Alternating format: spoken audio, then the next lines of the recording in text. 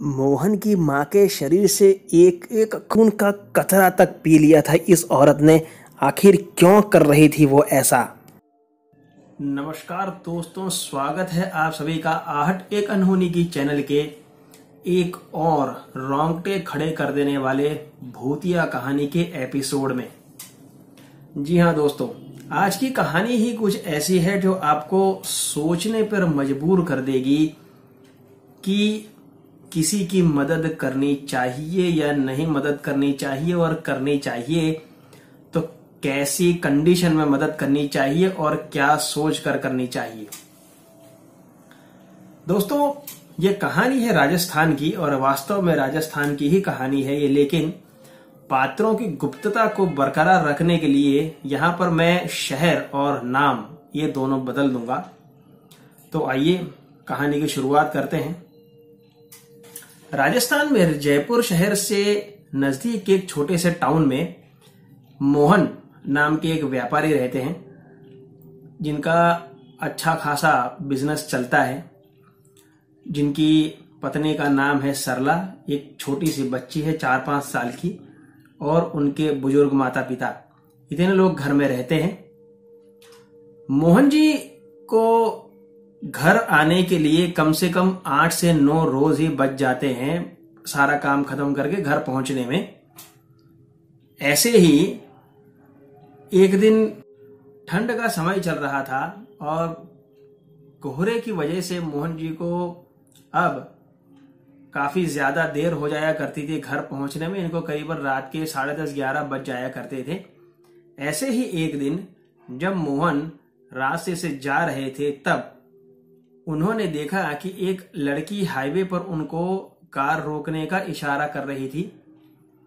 लड़की थी, अकेली थी। ये देख करके उन्होंने गाड़ी रोक दी, उसे लिफ्ट दी, और उस लड़की ने उसी टाउन का नाम लिया जहां मोहन रहा करते थे। उसने कहा कि उसे उसी टाउन जाना है, तो उन्होंने उसको लिफ्ट दे दी। और उस रास्ते में बातें करते हुए उन्हें पता चला कि उस लड़की का नाम मोना है, और उसके घर बार में कोई है नहीं, कोई घर का है नहीं, खाने पीने की भी तकलीफ पड़ती है, और नौकरी की तलाश में इधर उधर भटक रही है। इसीलिए इतनी ज्यादा देर हो गई थी उसको घर जाने में। मोहन जी ने उसे उसके टाउन तक छोड़ा और वहां से घर चले गए। और ये सिलसिला लगातार हफ्ता 10 दिन तक चलते रहा कि मोना रास्ते पर लिफ्ट मांगती, मोहन उनको लिफ्ट देते और टाउन तक छोड़ देते।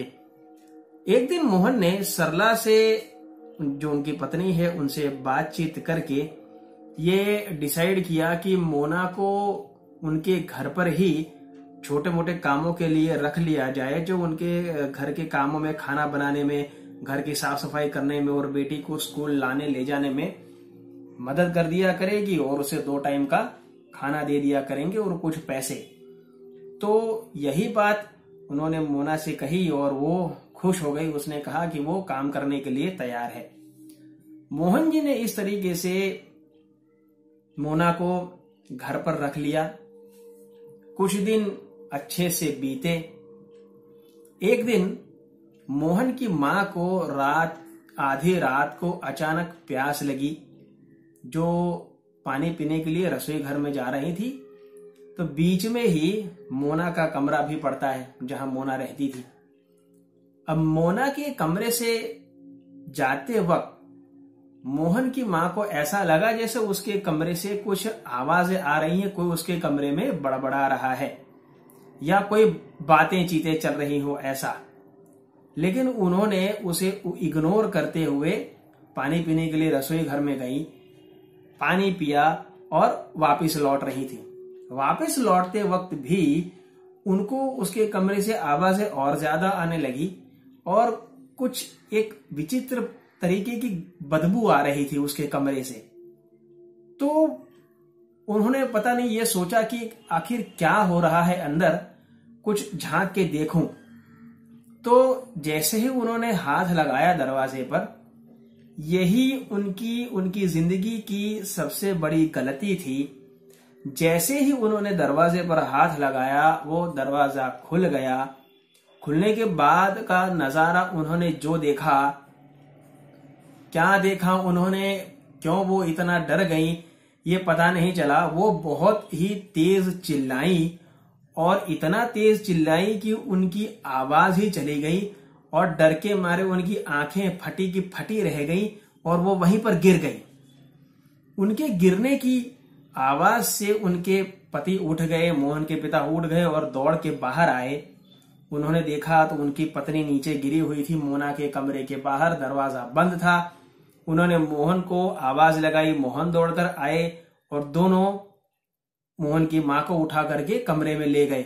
कुछ देर बाद मशक्कत के बाद में उन्हें होश तो आ गया, लेकिन उनकी आवाज परमानेंटली जा चुकी थी। आवाज तो जा ही चुकी थी, लेकिन आंखें उनकी अभी भी वैसी ही फटी की फटी ही थी और डर, वो खौफ उनके चेहरे से नहीं जा रहा था। जैसे तैसे रात बीती। रात बीतने के बाद में सवेरे मोहन ने मोना की ही ड्यूटी लगा दी अपनी मां का ध्यान रखने के लिए और कहा कि मां का ध्यान रखना, इनसे ज्यादा दूर नहीं जाना और सेवा करना। मोहन की मां मोना को अपने पास में ज्यादा देख करके और ज्यादा डर जाती और इसी चक्कर में 2 ही दिन में मोहन जी की मां की एक अजीबोगरीब हालत में मौत हो गई। अजीबोगरीब इसलिए दोस्तों क्योंकि मोहन की मां के शरीर में से ऐसा लग रहा था जैसे खून का एक एक कतरा चूस लिया गया हो। खून उनके शरीर में था ही नहीं, पूरा शरीर सूख चुका था, हड्डी और मांस जैसे एक हो गए थे और इतना भयानक उनका शरीर हो गया था कि अगर कोई इंसान सामान्य तौर पर देख ले तो डर जाए। उनकी मां का अंतिम संस्कार किया गया। मोहन की मां की मृत्यु मोहन के पिताजी के लिए बड़ी असहनीय थी और वो धीरे धीरे अब मोना के ऊपर ही शक करने लगे थे, लेकिन वो घर में किसी को ये बात बता नहीं पा रहे थे। तो उन्होंने अपने पड़ोसी मित्र के साथ में इसके बारे में बात की। जब उन्होंने ये बातें अपने मित्र के साथ में कही जो उनका पड़ोसी है, तो उस पड़ोसी ने अभी एक बड़ी अजीब बात कही। पड़ोसी ने कहा कि देखिए, आपने मुझे ये बात बताई, ये बात मैं आपको कुछ दिन पहले ही बता देना चाहता था, लेकिन किसी डर की वजह से मैं आपके पास नहीं आ रहा था कि मैंने ये मार्क किया है कि मोना की परछाई नहीं पड़ती। लेकिन मैं आपसे ये बात कह नहीं पा रहा था, लेकिन आपने जब आप कहा तो ये चीज कन्फर्म हो गई कि ये लड़की कोई ऊपरी हवा है, ना कि ये कोई इंसान। और इसे अब किसी भी तरीके से ये पता नहीं चलने देना कि आप उसके ऊपर शक करते हैं, वरना वही हाल आपका होगा जो भाभी जी का हुआ। मोहन के पिता समझदार आदमी थे, वो ये समझ गए थे कि यहां कुछ लफड़ा अलग ही चीज का है, लेकिन वो किसी सबूत के साथ में ये सारी चीजें मोहन को बताना चाहते थे, क्योंकि मोहन और सरला ये दोनों मोना के ऊपर अंधा विश्वास करते थे। मोहन के पिताजी इसी उधेड़ बुन में खोए खोए बेचारे घर में रहने लगे। लेकिन कुछ दिनों के बाद सरला को खुद ही इस बात का शक होने लगा कि कोई ना कोई चमत्कारिक शक्तियां मोना जरूर रखती है। क्यों? क्योंकि वो उसे जो कुछ भी काम बताती, वो काम तुरंत का तुरंत वो कर देती। उसे कोई समय ही नहीं लगता था वो काम करने में। ऐसी चीजों पे उन्होंने ध्यान देना शुरू किया और उन्हें पता चला कि वास्तव में ये लड़की कुछ ना कुछ तो अजीबोगरीब शक्तियां लेकर के पैदा हुई है। उन्हें यह शक नहीं हो रहा था कि ये कोई चुड़ैल या कोई जिन्न या कोई ऐसी चीज है, बस उनको ऐसा लगता था कि इसके अंदर कुछ ऐसा है। सरला ने ऐसा क्या देख लिया जिसकी वजह से उसकी भी मौत हो गई, और इतने बेहद भयानक और डरावने तरीके से सरला की मौत हुई थी कि जिसे देखकर जो देखे उसकी भी रूह कांप जाएगी। खून का एक एक कतरा तक चूस लिया गया था उसके शरीर से। आखिर ऐसा क्या हुआ, क्यों ऐसा हुआ, यह जानने के लिए आप इंतजार कीजिए अगली कड़ी का। धन्यवाद।